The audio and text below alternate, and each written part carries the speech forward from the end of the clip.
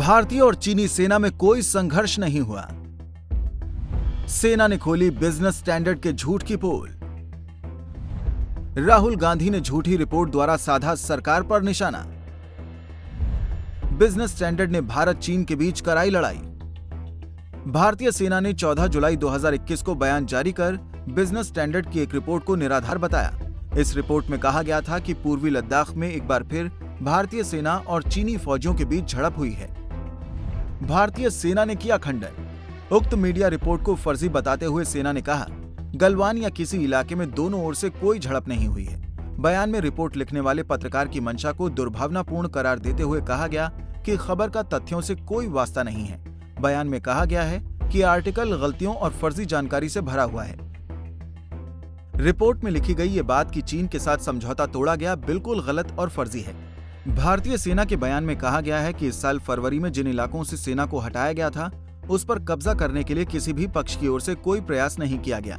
बयान में बताया गया कि दोनों पक्षों की ओर से शेष मुद्दों को हल करने के लिए बातचीत की जा रही है और संबंधित क्षेत्रों में नियमित गश्त जारी है।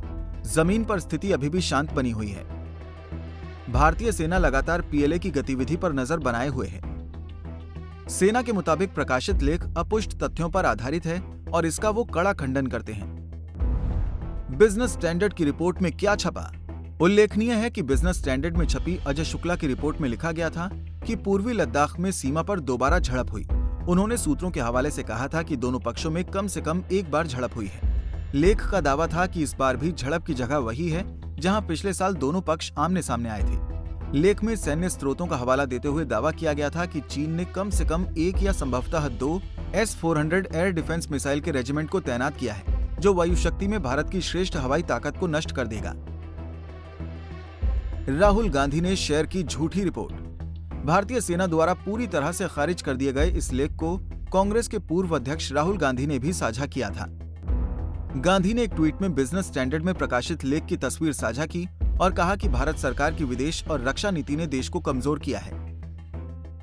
हैरानी की बात यह है कि भारतीय सेना द्वारा लेख में किए गए दावों का कड़ा खंडन करने के बाद भी गांधी ने लेख को अपनी वॉल पर सजे रहने दिया है। हालांकि ये पहली बार नहीं है कि जब राहुल गांधी ने बिना तथ्यों को जाने झूठ फैलाने में अपना योगदान दिया।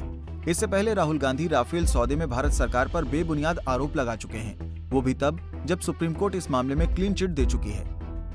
Bureau report, Punjab Kesari TV.